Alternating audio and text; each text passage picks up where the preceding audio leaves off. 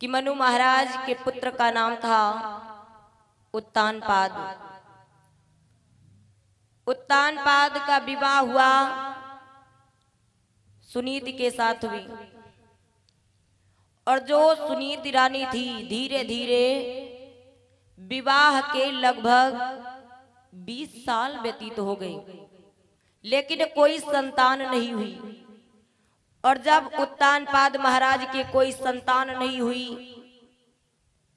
एक दिन की बात कि उत्तानपाद ने मन में विचार किया कि आखिर बहुत समय व्यतीत हो गया लेकिन मैंने कभी शिकार नहीं किया है। घोड़े पर सवार होकर के शिकार करने के लिए चले, अशगुन होने लगे। वैसे आप कहीं भी चले, घर से बाहर निकल के या तो चौराहे पर जाएं या किसी रिश्तेदारी में जाएं या कहीं भी जाएं, अगर रास्ते में अशगुन हो गए तो समझ लो कुछ अच्छा होने वाला नहीं है, क्योंकि बताया गया है अशगुनों के बारे में। ध्यान दीजिएगा। अरे डगर चलता कहूँ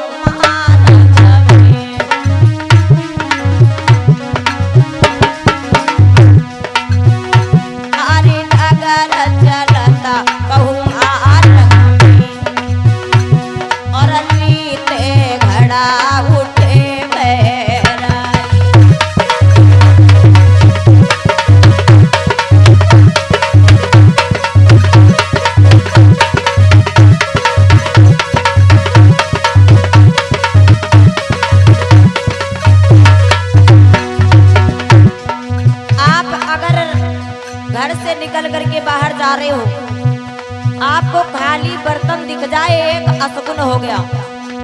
और सुनिएगा। अरे डगर चलता मणिधारी मिले,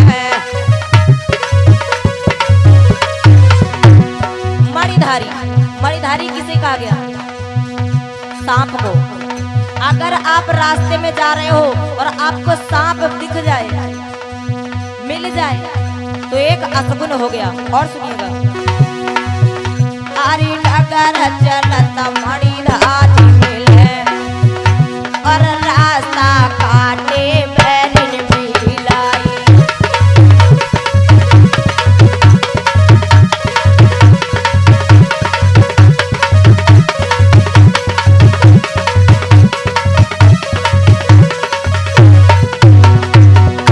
अगर आप घर से निकल करके बाहर चले, बिल्ली रास्ता काट दे तो समझ लेना कि कुछ ना कुछ गलत होने वाला है। और अरे सूख डाला कौआ बोले,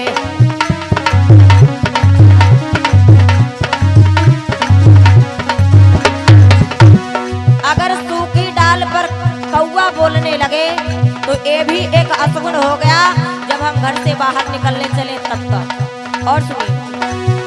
अरे सूखी डाल कौआ बोले, और चीते स्वान स्वयं लड़ी जाई।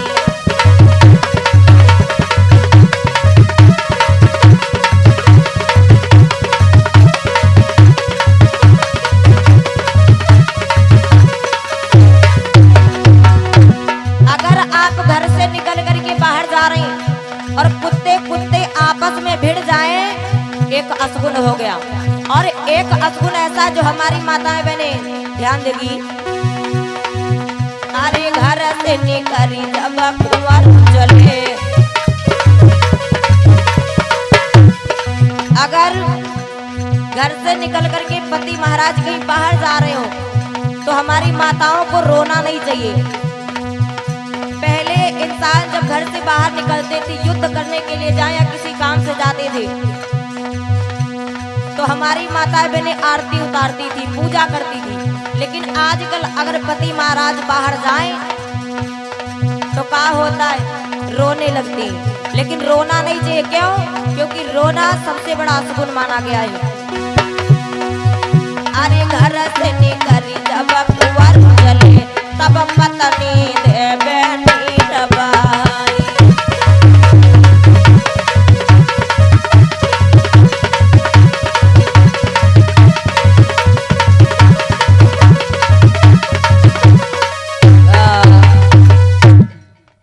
उन बड़े बड़े होने लगे।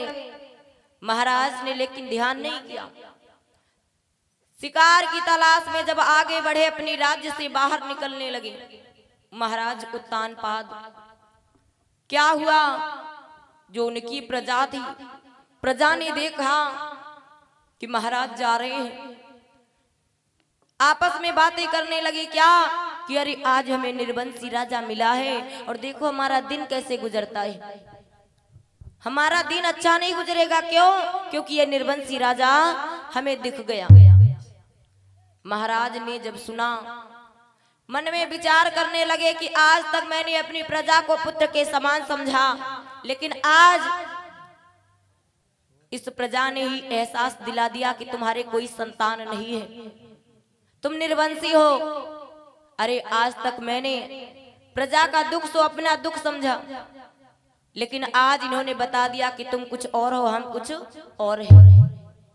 महाराज शिकार खेलने के लिए नहीं गए, वापस लौट करके आए। महारानी ने देखा कि हमारे स्वामी उदास है, निराश है। आज मेरे भक्त श्रोताओं पूछने लगी, क्योंकि जो पतिव्रता स्त्रियां होती है ना, पति की उदासी को सहन नहीं कर पाएंगी, पूछेंगी जरूर कि आखिर क्या बात है, आप क्यों उदास हैं। लेकिन मेरे भक्त श्रोताओं, महाराज ने विचार किया कि अगर मैं अपने दिल की बात इसे बताऊंगा तो ये भी दुखी हो जाएगी। क्यों? कि हमारे कोई संतान नहीं है। एक संतान के बिना लोग ताना मार रहे हैं कि महाराज निर्वंशी है, इसके कोई संतान नहीं है। महारानी फिर पूछने लगी कि हे नाथ, आखिर बात क्या है, आप क्यों अभी अभी तो आप शिकार खेलने के लिए जा रहे थे, लेकिन क्यों इतनी जल्दी वापस आ गई, क्या बात है।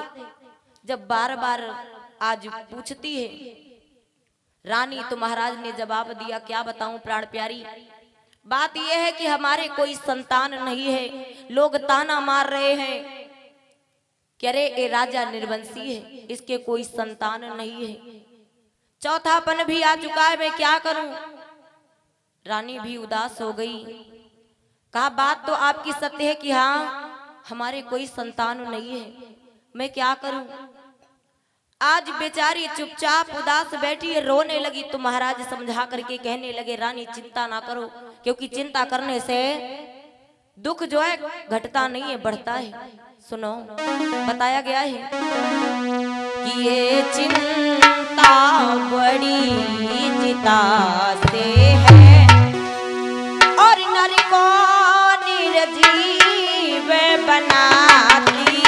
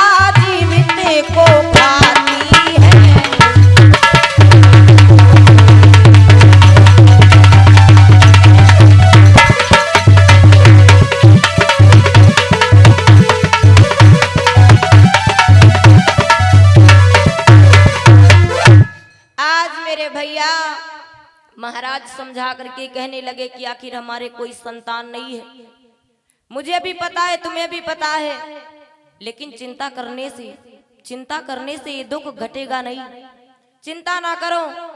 महारानी चुपचाप उदास बैठी है, सोच रही मैं क्या करूं, क्योंकि कुछ समझ में नहीं आ रहा है। हमारी वजह से हमारे स्वामी को भी कहा जा रहा है कि ये निर्वंशी है, इनके कोई संतान नहीं है, मैं क्या करूं।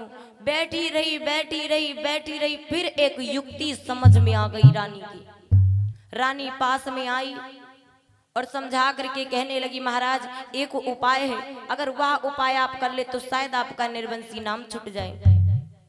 महाराज ने कहा कि आखिर कौन सा उपाय है, क्योंकि मैंने सारे उपाय तो कर लिए हैं। कौन सा उपाय है? जवाब दिया कि महाराज अगर आप दूसरा विवाह कर लें तो शायद आपका निर्वंशी नाम छूट जाए। महाराज मन में विचार करने लगे और दूसरे विवाह की बात को सुनकर के 2 कदम पीछे हट गए। क्यों? कहने लगे अगर मैं कदापि ऐसा नहीं कर सकता। समझा करके कहने लगे कि नहीं, मैं दूसरा विवाह नहीं करूंगा। महारानी बार बार कहती है कि स्वामी हमारा जो होगा सो देखा जाएगा, लेकिन इससे बड़ा दुख और हमें कोई नहीं हो सकता कि आपको कोई कहे कि राजा निर्वंशी है, तो ये मुझसे सहन नहीं होगा।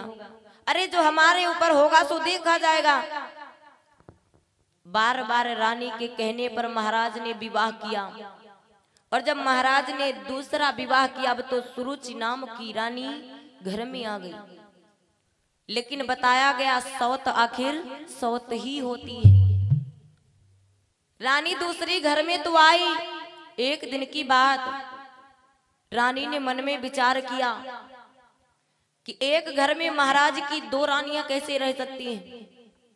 आखिर अगर राजा की बड़ी रानी घर में रहेगी तो मैं कदापि नहीं रह सकती।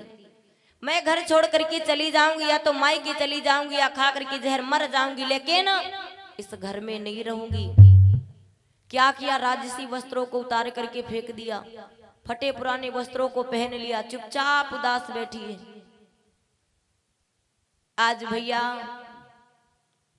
महाराज पास में आए और कहने लगे क्या बात है, किस कारण से अब तुम दुखी हो? तो जवाब दिया, महाराज क्या बताऊं, पहले दुख देते हो उसके बाद में कहते हो कि क्या बात है, किस कारण से उदास हो। अरे अगर दूसरा कोई दुख देता हमें तब तो मैं आपसे कह सकती थी, लेकिन आपकी तरफ से अगर हमें दुख मिला तो अरे मैंने आपको कैसे दुख दे दिया, क्या कह दिया आपको जो बुरा लग गया। रानी समझा करके कहने लगी, महाराज क्या बताऊं। महाराज आखिर मैं क्या बताऊं, अगर कोई दूसरा दुख देता हमें तब तो मैं आपसे कह सकती थी, लेकिन जब आपकी तरफ से दुख मिले तो जवाब दिया, मैंने आखिर क्या कह दिया आपको जो आपको बुरा लग गया। महारानी ने कहा, पहले एक प्रश्न मैं आपसे करती हूँ, अगर उसका आंसर दो, उसका उत्तर बताओ। कहा पूछो। महारानी ने कहा, एक बात बताओ, एक बिल में क्या 2 सर्प रह सकते हैं? नहीं तो। अरे तो यही बात है महाराज कि हमें अंदर ही अंदर खोखला किए जा रही है कि आपके इस एक भवन में 2 रानियां आपकी कैसे रह सकती हैं। अरे तो क्या किया जाए, क्या जाए। अगर आपकी बड़ी रानी इस भवन में रहेगी तो मैं कदापि नहीं रह पाऊंगी, या तो मैं खा करके जहर मर जाऊंगी, या तो अपने मायके चली जाऊंगी, कभी लौट करके नहीं आऊंगी। तो क्या किया जाए? हमारा कहना है कि जो आपकी बड़ी रानी उसको वन में भेज दो। महाराज मन में विचार करने लगे कि मैंने 100 बार मना किया था कि आखिर दूसरा विवाह ना करवाओ, लेकिन आज मैं कैसे जाकर के कहूंगा कि आप ये घर छोड़ दे, ये द्वार छोड़ दें और जंगल को चली जाएं। महाराज वहां से उठ करके चले। मन में सोचते आ रहे हैं कि मैं कैसे जाकर के कहूंगा, क्या कहूंगा। जिस रानी के साथ इतने समय तक मैं रहा उसी को आज ये कहूंगा कि आप ये घर छोड़ करके चली जाएं। धीरे धीरे जिस समय रानी के पास पहुंचे, और जब रानी के पास पहुंचे, रानी ने देखा है कि फिर हमारे स्वामी उदास है। पूछने लगी, क्या बात है, किस कारण से आप फिर से उदास हैं? कहा, मैंने आपको कितनी बार मना किया था कि दूसरा विवाह ना करवाओ, लेकिन तुम नहीं मानी। छोटी रानी का आदेश है कि आप ये घर छोड़ करके जंगल को चली जाएं। तो रानी ने कहा इसमें कौन सी बड़ी बात है, अरे मैं सब कुछ छोड़ करके चली जाऊंगी और जंगल में जा करके परमात्मा का भजन करूंगी और परमात्मा से कहूंगी कि आपने हमारे कोख से कोई बच्चा नहीं दिया, कोई बालक नहीं दिया तो कोई बात नहीं, लेकिन जो हमारी सौत आई है, हमारी छोटी बहन आई है, उसके गर्भ से जरूर कोई ना कोई बालक हो जाए, क्योंकि जिसके लिए इतना सब कुछ किया गया तो एक बालक तो दे ही देना। महाराज ने कहा कि एक दासी भवन से ले लो और जंगल को चली जाओ, लेकिन रानी दासी भी नहीं लेती और कहती है मैं जाऊंगी जंगल को।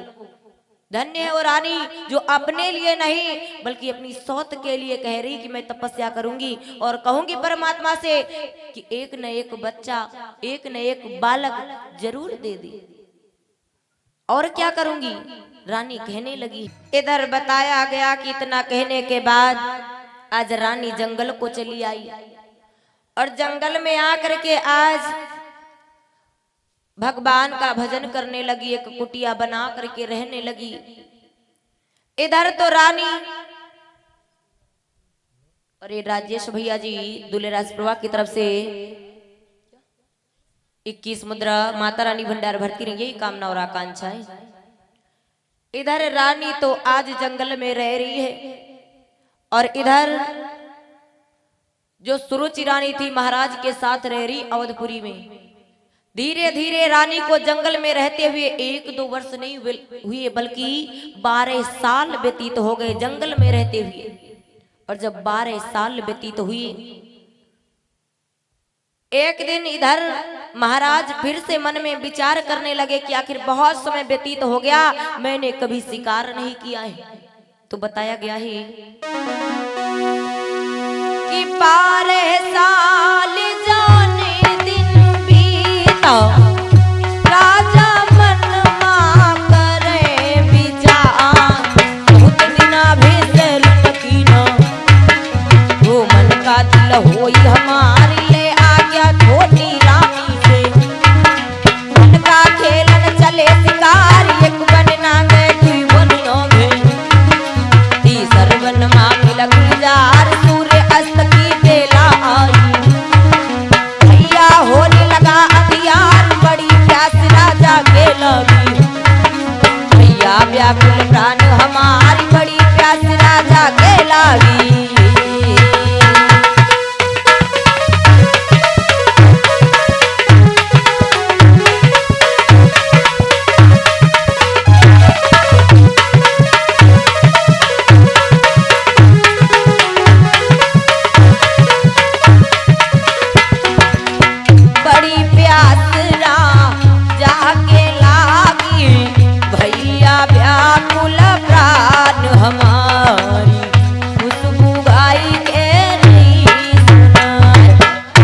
बताया गया 12 साल व्यतीत हो गए।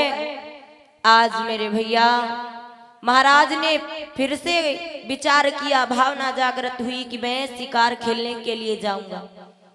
घोड़े पर सवार होकर के जिस समय महाराज उत्तान पात शिकार खेलने के लिए बढ़े, धीरे धीरे 1 वन 2 वन तीसरे वन में पहुंच गए और जब तीसरे जंगल में पहुंचे लेकिन उन्हें कोई शिकार नहीं मिली।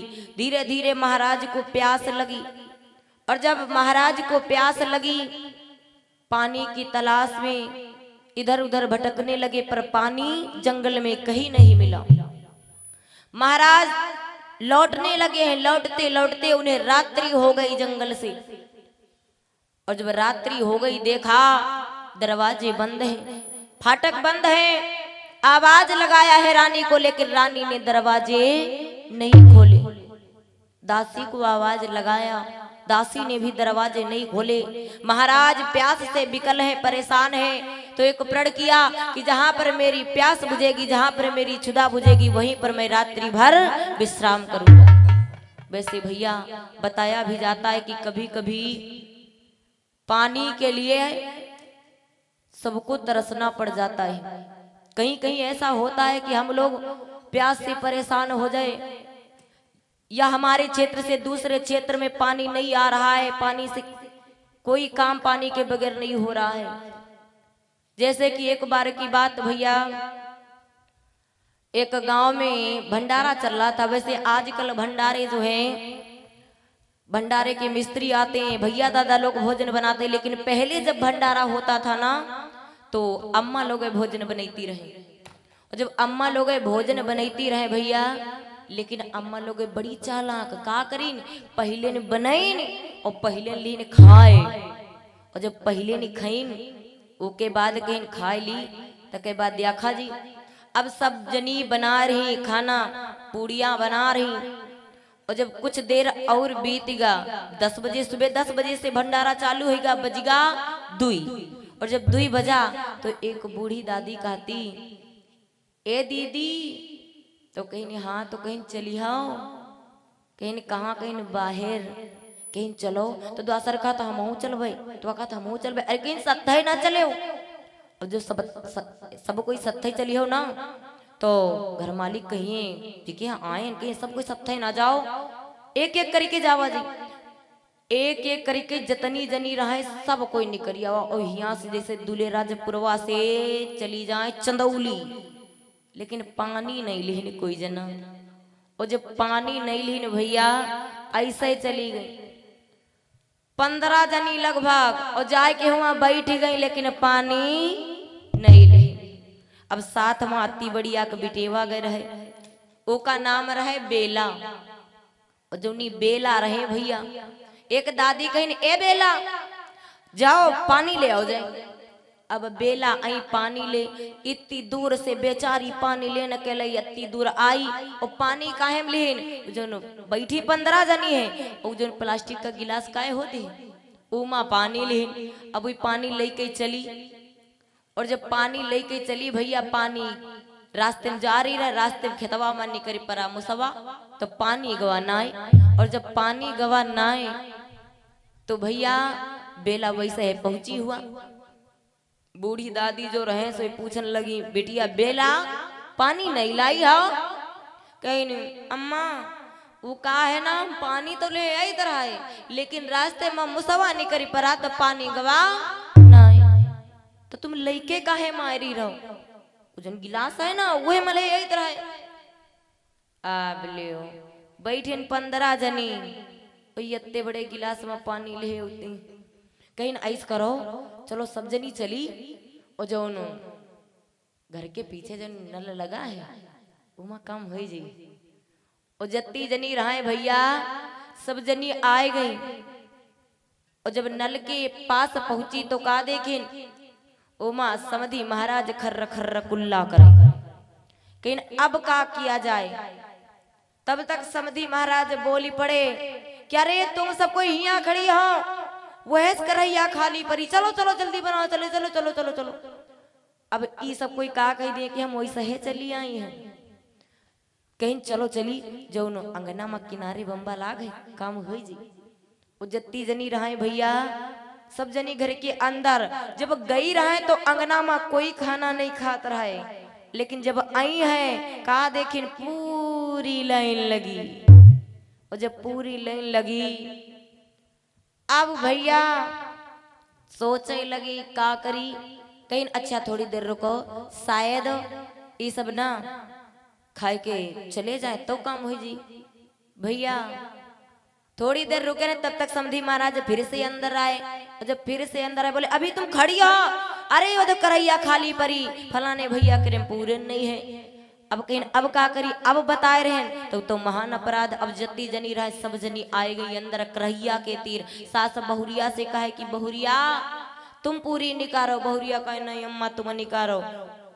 धीरे धीरे एक जनी तैयार भई, और जब एक जनी तैयार भई पूरी निकारे खाते, कहीं ए दीदी बतायो ना कोई से नहीं, कहीं दीदी हम कहे बता दिया, जैसे तुम वैसे हम तो आना है, कहीं ना तुम बताइयो ना बताइबे हम, लेकिन वजन बेला रहा है ऊका बुलाएला ने वह सब बेलिन डारी। तब तक बेला आए गई, कहीं अब जैती है पापा से कही भाई सब वैसे है चलिए भैया। कहीं बेला इतर बिटिया तुम इतर बैठो, और तुम्हारी खातिर ना तुम्हारी खातिर लो अत्ते अच्छा रुपया ले लो। छोटे बच्चन का होती, कोई चोरी करो तो वो अगर कह दिए कि हम जब वापस कहबे तुम यू काम करे हो तो कहियो ले भैया 5 रुपया ले लो, लेकिन कहो ना ले अच्छा यू कंपट ले लो, यू बिस्कुट ले लियो, लेकिन कहो ना। अब वही जत्ती जनी रहाए सब जनी बेला का मनावे लगी। कैसे मनाए रही हैं सुनिएगा। अरे राखी ले बेला भवानी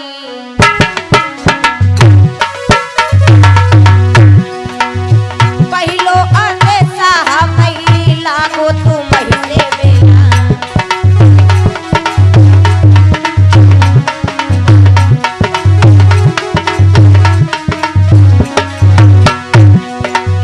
पहलो अते साहब लागो तुम से बेला। क्या जिनने दियो है पानी नहीं, हाँ जिनने दियो है पानी नहीं अने सामई लागी है हो है।